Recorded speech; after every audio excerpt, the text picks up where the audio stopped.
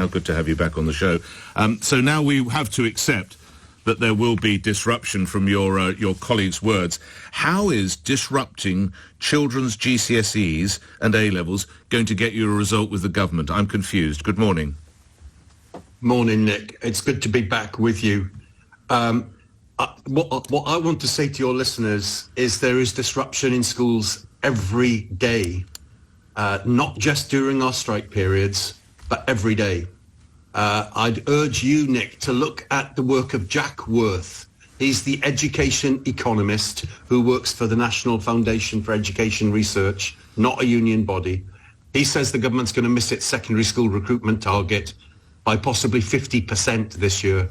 And the gap in primary education is also growing. The government is getting this wrong because they aren't recruiting enough teachers, and then we're not keeping them in the classroom either. There is disruption every day. So yes, there is disruption associated with our industrial action. We are trying to make a point. We are trying to get the government to listen to us. We continue to hope that parents will contact their MPs and ask them to ensure the government invests in their children's education. You're an educated man because you're a teacher. Respectfully, Mr. Courtney, you've not answered the question. How does disrupting a young man or woman's 5-year educational career or 7-year education career, how does that get you nearer to a solution with the government? It doesn't, does it? All you do is destroy the hopes and dreams, as we've discussed before, of you know as well as I, and your colleagues know better than I, a cohort that had a hell of a time of it through the pandemic. Mr. Courtney.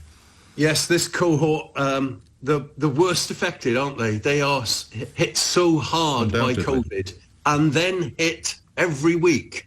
When I was on with you last week, I think I talked about an A-level physics class that I became aware of, where those children are only taught for half the timetabled lessons. You did. The other half, it's self-study. That is disruption on a huge scale.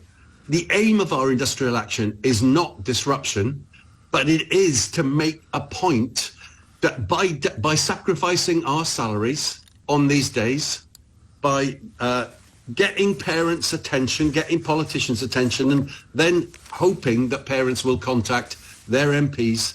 That's why we're doing it. We don't want to disrupt education. We apologise for the disruption that is caused. But the point I'm trying to make is the disruption is much bigger than this, and it's happening every week.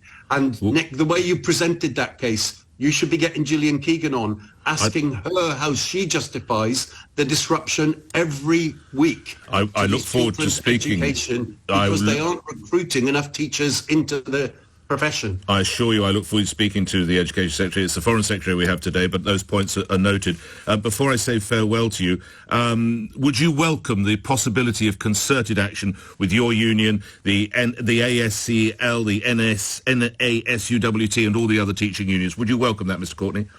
I went to the NAHT conference, the primary head teacher union largely, on Friday. There was a unanimous vote there to ballot for action. I don't welcome the notion of industrial action, but the fact that all the unions are balloting together, that will significantly increase the pressure on government. And I hope that brings them back to the table, brings them back to the notion that they have to invest in this generation of children. Have you had conversations with other union leaders about concerted action?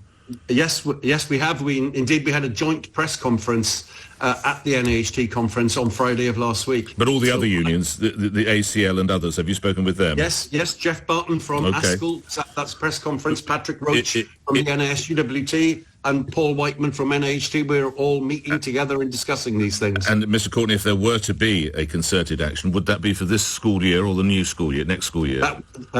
Just because of the timetables of balloting, it would be for action in the autumn term. That concerted action would be action in the autumn term. So there is time for the government to resolve this. If I were government, I'd be worried about this in terms of the electoral cycle as well.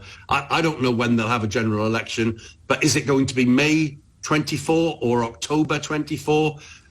So they can't go later than January 25. They can't, no. So we're coming into an election year.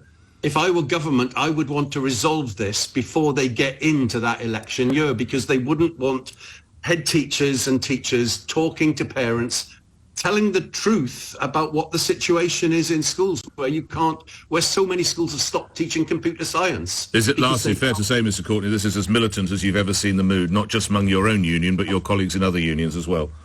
As you said earlier, ASCL, which has existed for 130 years, has never balloted for national action before. So this is quite a remarkable turn of events. And it tells you that the government is getting it wrong. The government is misjudging the mood of teachers and head teachers and isn't investing in our children. They need to invest in this generation of children. Grateful for your time. Kevin Courtney, thank you. Joint General Secretary of the NEU. Listening, Damien.